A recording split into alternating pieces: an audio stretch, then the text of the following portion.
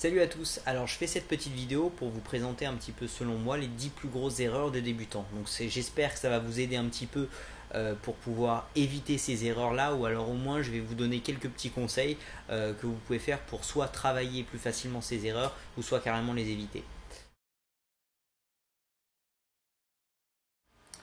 Alors la plus grosse erreur qu'on puisse faire vraiment, c'est simplement expliquer le tour qu'on vient de présenter à son public. Donc bien entendu, là je suis pas en train de parler d'un public de magiciens qui ont vraiment envie d'apprendre la magie, etc. Je suis en train de parler vraiment d'un public normal qui connaissent rien à la magie et qui essaye pas d'apprendre la magie, mais qui essaye vraiment simplement de rationaliser un petit peu ce qui vient de se passer. Donc en général, les gens qui ont été vraiment surpris, qui ont vraiment bien apprécié la présentation que vous avez fait, vont vraiment essayer de savoir comment ça a été fait. Si vous allez résister à la tentation, vous allez laisser un petit peu l'émerveillement que vous avez réussi à créer. Si jamais vous allez dire et expliquer un petit peu le tour que vous venez de présenter, vous allez passer d'un oh, un super un moment magique à un ah ok, et c'est tout. Et voilà ce que vous allez gagner, vous allez juste casser le moment que vous venez de créer. Donc j'imagine que beaucoup de gens sont tentés. Moi j'ai été tenté et j'ai vite réalisé que ça servait à rien d'expliquer le tour à mes spectateurs. J'ai eu des gens qui étaient vraiment intéressés pour apprendre la magie, donc en général je présentais un petit tour, je leur donnais un petit effet, je leur expliquais un petit effet très facile à faire. Je lui fais écoute, reviens dans une semaine, impressionne-moi avec ton effet et je t'en apprendrai un petit peu plus. Sinon, si les gens sont pas motivés pour vraiment apprendre la magie, ça sert à rien de leur expliquer. Alors la deuxième plus grosse erreur que vous puissiez faire, vraiment, ça serait de représenter le même tour pour le même public, mais une deuxième fois. Surtout directement après. Simplement parce que faire un nouveau tour, ça vous offre pas mal d'avantages. Par exemple, pouvoir improviser un petit peu ou alors retomber sur vos pieds si jamais vous vous plantez. Chose qui ne sera pas possible si jamais il vous demande de refaire exactement la même chose. Deuxièmement, sincèrement, il va pas regarder une deuxième fois le même tour avec le même œil, ok?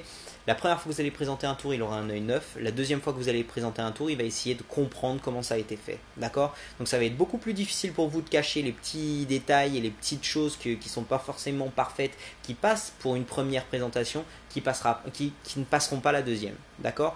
Donc dans ces cas-là, si jamais le spectateur vous vraiment essaye de vous faire représenter encore une fois le même tour, vous allez lui dire simplement que vous voulez lui présenter quelque chose d'un petit peu différent, ou alors un de vos tours préférés, quelque chose pour simplement changer de tour. D'accord, c'est pas obligé d'être un tour encore mieux ou quoi, mais juste un tour différent simplement. D'accord.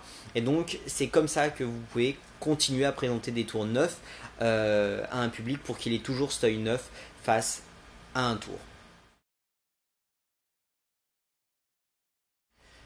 Alors, la troisième plus grosse erreur, ça serait simplement d'avoir peur de présenter. Donc ça, c'est quelque chose que je pense tout le monde a un petit peu à gérer, surtout au tout début. Moi y compris, alors énormément surtout. Enfin, moi j'ai toujours été quelqu'un qui a toujours eu beaucoup le trac. Donc, sincèrement, c'est dommage de passer autant d'heures à s'entraîner avec notre paquet de cartes pour garder ça pour nous.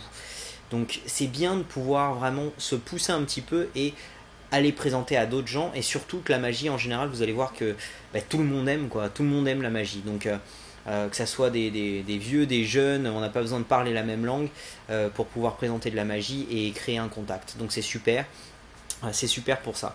Alors pour vraiment commencer à se sortir du track, sincèrement, la seule chose que je pourrais vous conseiller, donc, c'est une succession de petites expériences positives. Donc essayez de trouver des petites situations où vous avez un petit peu moins le trac. Donc soit vous présentez à vos parents, ou alors à des amis, à des gens avec qui vous êtes très confortable déjà. D'accord. Donc faites-vous une petite succession comme ça, exposez-vous à, à la présentation, à vous mettre un petit peu de l'avant, présentez à vos enfants, vos amis, votre famille, etc.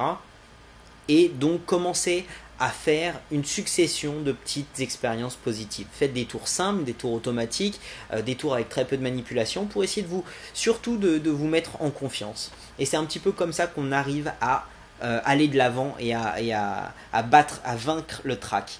Si vous voulez lutter le feu par le feu, simplement allez carrément, enfin moi j'ai commencé vraiment la cartomagie et j'ai continué pendant longtemps la cartomagie en faisant beaucoup de street.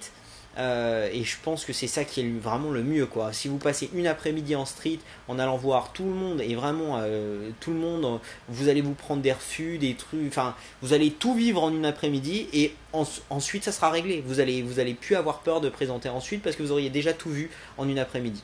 Donc voilà, mettez-vous en avant, passez ce cap là, et ça va être super pour tout le monde, pour vous comme pour vos spectateurs. Ça, c'est la plus grosse erreur numéro 3.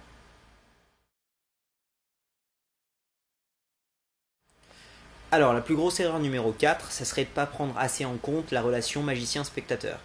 Donc ça, justement, ça va être le premier volet du calendrier de l'Avent. C'est vraiment la relation magicien-spectateur. C'est extrêmement important. Ça vous donne tout ce qui est feedback, tout ce qui est... vous allez pouvoir voir comment votre spectateur réagit par rapport à ce que vous êtes en train de présenter. Donc adaptez vos techniques, adaptez votre discours, adaptez énormément de choses pour pouvoir apporter l'effet le plus puissant à votre spectateur. Donc ça, c'est vraiment quelque chose de très important. Par exemple, si vous êtes en train de faire un tour et que vous présentez juste en regardant votre paquet, il n'y a pas vraiment, vous n'avez pas cette connexion que vous essayez d'avoir avec le spectateur. Il y a un grand dicton que tout le monde connaît très bien, c'est que la magie n'est pas dans les mains du magicien, mais dans les yeux du spectateur. C'est extrêmement vrai. Donc justement, regardez pas vos mains, passez plus de temps, il vaut mieux passer plus de temps à connaître le spectateur et à créer cette relation plutôt que faire un tour super et que le spectateur regarde ailleurs ou est à moitié occupé à parler à son pote ou quelque chose comme ça. Passer énormément de temps à créer cette relation spectateur. Encore une fois, je vais aborder ça pendant une petite semaine pendant le calendrier de l'Avent. C'est un point extrêmement important où on va développer énormément sur comment faire, pourquoi faire et tous les petits points, tous les petits conseils qu'on pourra faire pour pouvoir créer cette relation avec le spectateur.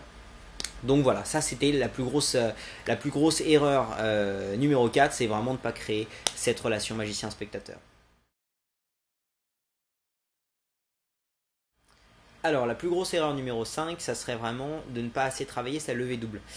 Surtout chez les débutants, on peut voir ça vraiment, que les levées doubles ressemblent pas à grand chose, quoi. Donc c'est vraiment une technique qu'on utilise tellement souvent qu'il faut vraiment, s'il y a vraiment une technique à pratiquer autant que possible, ça sera ça avec le break, bien entendu, à prendre des breaks, reprendre une carte, prendre des breaks de façon pour créer une illusion qu'on perd la carte, quoi. Mais voilà, la levée double, c'est une technique qu'on utilise constamment et il faut qu'elle soit bien. J'ai regardé moi personnellement des heures et des heures de vidéos juste sur la levée double pour essayer de parfaire un petit peu ma levée double. Donc ça, c'est quelque chose de très important, c'est des techniques de base. Donc toutes ces techniques de base, vraiment, c'est des choses qu'il faut que ça soit parfait. Trouvez une technique qui vous convient, d'accord, qui convient un petit peu à votre style de présentation et travaillez. Donc voilà pour la plus grosse erreur numéro 5.